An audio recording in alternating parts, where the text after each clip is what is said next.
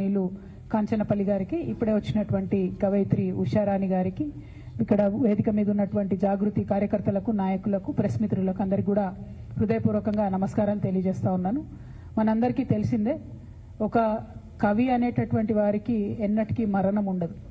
ఒక కవి రాలిపోతే ఆయన ధృవతారగా ఆకాశంలో చేరి అనంత కాలాల వరకు కూడా వెలుగొందుతుంటాడని చెప్తున్నటువంటి సందర్భాలను అనేకంగా గమనించి, ఒక రాజు మరణిస్తే కొన్ని రోజులే గుర్తుంటాడు, కానీ ఒక కవి మరణిస్తే ఎన్ని రోజులైనా ప్రజల గుండెల్లో నిలిచిపోతాడని చెప్పుకుంటాం.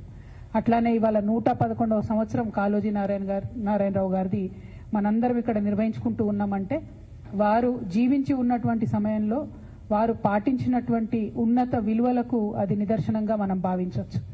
అదేవిధంగా ఆయన ఎప్పుడు ప్రజల పక్షాన్ని నిలిచినప్పటికీ కొన్ని సందర్భాలలో గొప్ప గొప్ప వారి వల్ల కూడా మిస్టేక్స్ అవుతుంటాయి.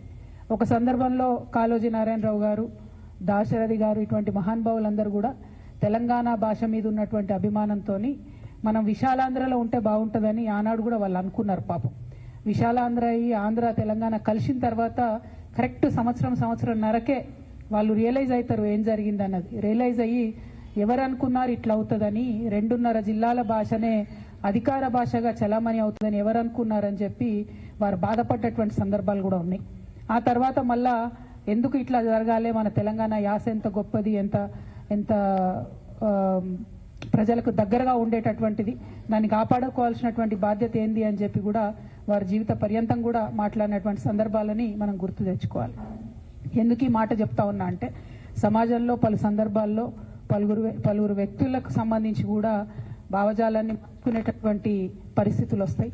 అట్లనే అనేక సందర్భాల్లో ప్రజలు కోరుకునే దానికి కూడా మనం సమ్మతించి వారితో పాటు కలిసి నడవాల్సినటువంటి సందర్భాలు కూడా అనేకం వస్తుంటాయన్నటువంటి విషయాన్ని కూడా అందరం గుర్తుంచుకోవాలి. At the end of the day ఆ మనిషి జీవనం ముగిసిన తర్వాత అసలు ఈయన ప్రయాణం ఏంటిది, ఆ వ్యక్తి యొక్క ప్రయాణం ఏందన్న దాన్ని బట్టే చరిత్ర మనని గుర్తుపెట్టుకుంటే తప్పితే ఇంకోటి కాదు.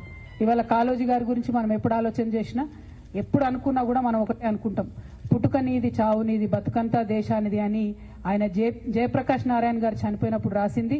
మనం తెలంగాణ ఉద్యమ సందర్భంలో పుట్టుక నీది, చావు నీది, బతుకంతా తెలంగాణది అని అన్వయించుకొని ఆయనతోని స్ఫూర్తి పొంది పనిచేసినటువంటి వాళ్ళమే అందరం ఇక్కడ ఉన్నటువంటి వాళ్ళం.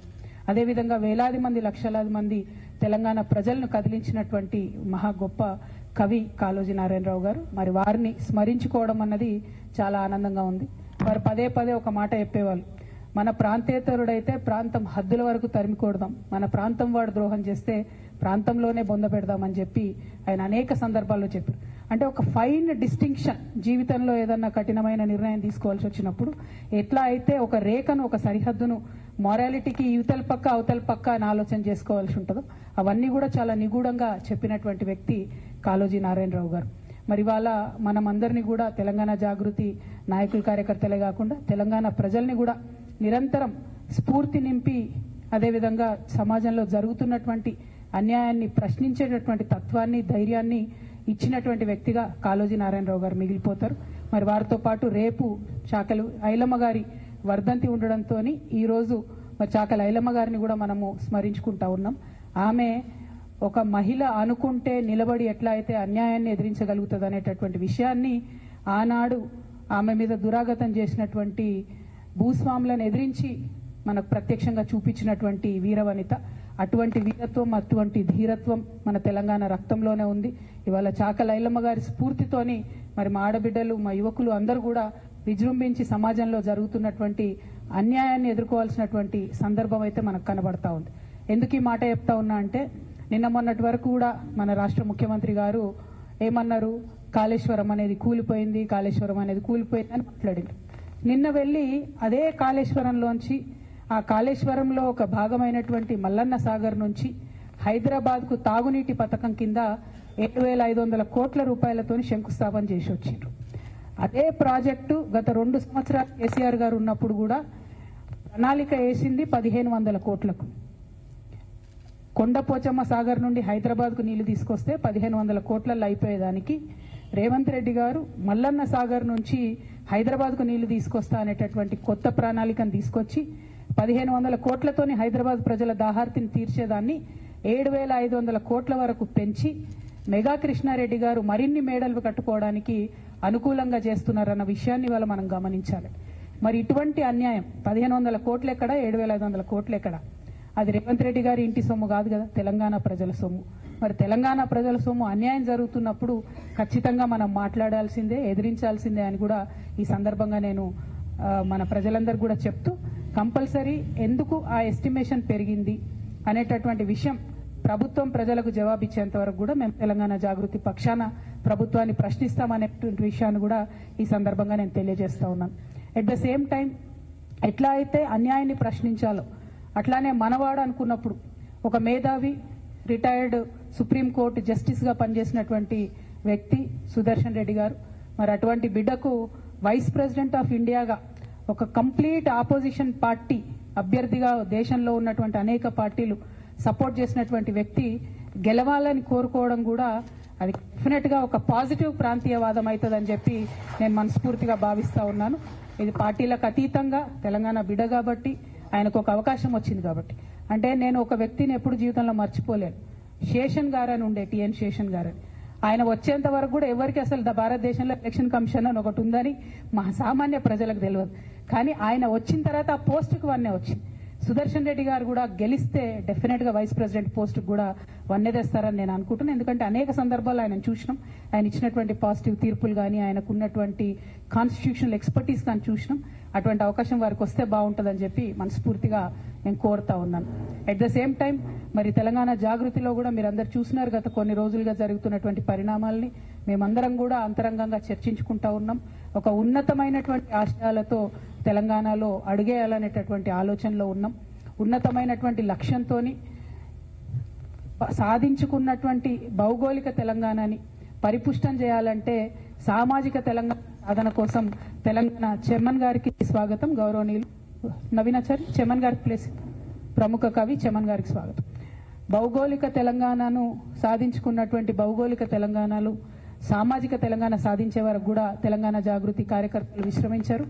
మరి తెలంగాణ సామాజిక తెలంగాణ సాధించాలంటే అన్ని వర్గాలకు సరైనటువంటి అవకాశం వచ్చే విధంగా, అన్ని వర్గాలకు సరైనటువంటి స్వేచ్ఛ వచ్చే విధంగా, అన్ని వర్గాలకు సమున్నతమైనటువంటి సంపద వచ్చే విధంగా తెలంగాణ జాగృతి కృషి చేస్తుందని ఈ సందర్భంగా తెలియజేస్తా ఉన్నాను.